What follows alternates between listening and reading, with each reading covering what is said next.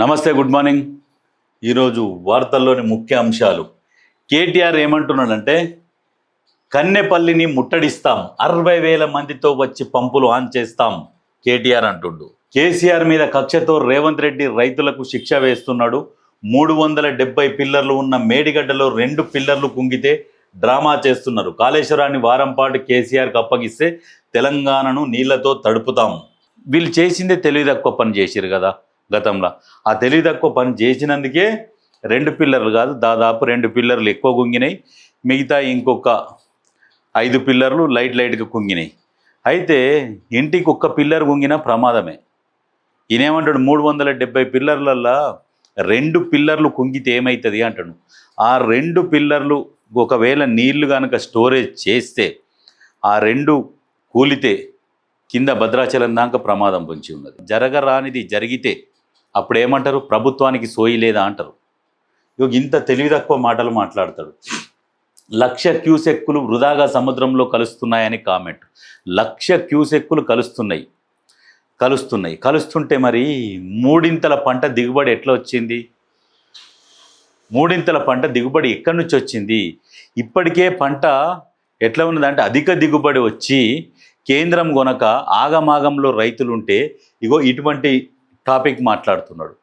దీనికి సంబంధించి ఇక్కడ ఉత్తమ్ కుమార్ రెడ్డి ఏమంటుండు, పంపులు ఆన్ చేయలేం, ప్రజల ప్రాణాలను ప్రమాదంలో పెట్టం. మంత్రి ఉత్తమ్, కాళేశ్వరం 3 బ్యారేజీలు పునాదులు బలహీనమే. కన్నెపల్లి నుంచి అన్నారంలోకి నీటిని ఎత్తిపోసే పరిస్థితి లేదు. బ్యారేజీల రిపేర్లు పూర్తయ్యేదాకా వాడుకోవద్దని ఎన్డీఎస్ఏ చెప్పింది. మేడిగడ్డది ఒక్క పిల్లర్ ఒక్క గేటు సమస్య కాదు, నీటిని స్టోర్ చేస్తే భద్రాచలం సహా 44 ఊర్లు కొట్టుకపోతాయి.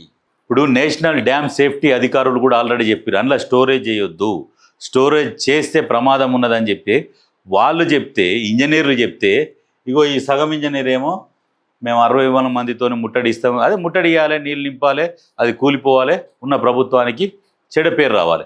మీరు చేసిందే లత్కోర్ పని. ఆ లత్కోర్ పనికి మళ్ళీ ఇంకో పని చేయమని చెప్తున్నాడు. అయితే ఇక్కడ దీంట్లో ఏం చెప్తున్నారంటే క్లియర్గా కాళేశ్వరంపై కుట్రలు ఆపాలి. 2014 కంటే ముందు రికార్డు స్థాయిలో పంటలు ఎందుకు పండలేదు? కాళేశ్వరం ప్రాజెక్టుతో రైతు బతుకు బాగుపడింది, దాని కరెంటు బిల్లు ఎక్కువ వస్తుంది. Ramanna, KTR, what is this? అంటే నీకెవరైతే మాట్లాడమని చెప్తున్నారో నువ్వు ఇటువంటివి మాట్లాడి అబాసుపాలు అవుతున్నావు తప్పితే ఏమీ లేదు. ఆల్రెడీ ప్రాబ్లం ఉన్నది, పంట అధిక దిగుబడి వచ్చింది, కేంద్రం కొంటలేదు. ఇప్పుడు ఇటువంటి టాపిక్ నీకు అవసరం లేదు. ఇది నువ్వు ఉన్నది ఇజ్జత్ పోగొట్టుకోవడానికి తప్పితే ఈ టాపిక్ ఎత్తుకోవడము ఇంకా వేరేది లేనే లేదు. అక్కడ వారం రోజులు కేసీఆర్కి అప్పచెప్తే మేము దాన్ని పరిష్కరిస్తామంటున్నాం. వారం రోజులు కాదు, 10 సంవత్సరాలు అప్పచెప్పారు. ఏం చేసిర్రు? ఏం చెయ్యలేరు. 10 సంవత్సరాల కాలంలో మీకే అప్పచెప్పారు కదా, కట్టింది కూడా మీరే కదా, మళ్ళీ కేసీఆర్కి అప్పచెప్పండి. ఏం డైలాగులు ఇవి? కరెక్ట్ కాదు అది. కేసీఆర్కు కాళేశ్వరం అప్పగిస్తే రాష్ట్రం అంతా నీళ్లు పారిస్తాం. నీళ్లు పారి పారి పారి పంటలు ఎక్కువ వస్తున్నాయి. కాళేశ్వరంతో సంబంధం లేక పంట దిగుబడి గతంలో ఎందుకు పండలేదు 2014కు ముందు అంటే 2014కు ముందు కూడా పంటలు బాగా పండినాయి. కాకపోతే అప్పుడు ఏంటంటే ఉమ్మడి ఆంధ్రప్రదేశ్లో ఉన్నది కాబట్టి అకౌంట్ ఉమ్మడి ఆంధ్రప్రదేశ్లోకి పోయింది. లెక్కలు అర్థమైందా? లెక్కలన్నీ వాళ్ళ దాంట్లో వేసుకున్నారు. తెలుసుకున్నాక అన్నదాతలకు సాగునీరు అందించాలన్నదే లక్ష్యం. ఇప్పుడున్న ప్రభుత్వమే అన్నదాతలకు నీరు ఇవ్వకుండా ఇప్పుడున్న నాయకులే వాళ్ళ పొలాలకు వాళ్ళ ఇళ్ళకు మలుపుకుంటున్నారు. ఇవన్నీ వేస్ట్ టాపిక్ ఎత్తుకున్నావు. ఈ టాపిక్ ఎత్తుకోవడం కూడా అసలు నీకు ఇది కరెక్ట్ సమయం కూడా కాదు. ఇక్కడ మరి ఉత్తమన్న ఏమంటున్నాడు, బ్యారేజ్ కూలిపోతే బాధ్యులు ఎవరు? వాళ్ళు ఏముండరు, మీరే బాధ్యులు అవుతారు. మరి బ్యారేజ్ కూలిపోతే ఎవరు బాధ్యులు? మీరే బాధ్యులు అవుతారు. ప్రభుత్వంలో ఉన్నోళ్ళు బాధ్యులు అవుతారు.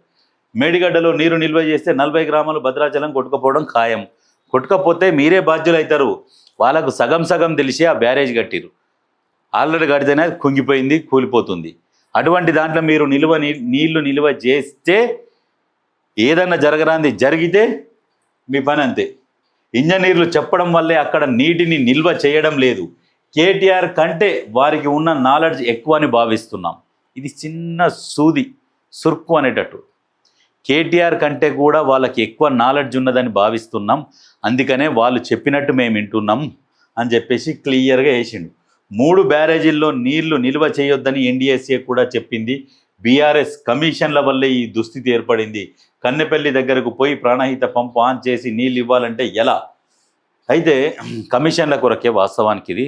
ఏది ఏమైనా కానీ మా కేటీఆర్ అన్న ఒప్పుకోవాలి. ఎందుకంటే ఎట్లా పని చేస్తారన్న గవర్నమెంట్లో మీరు చేసిర్రు. ఎందుకంటే 30,000 నుంచి స్టార్ట్ అయిన కాళేశ్వరము 1,50,000 కోట్ల దాకా తీసుకుపోయారు.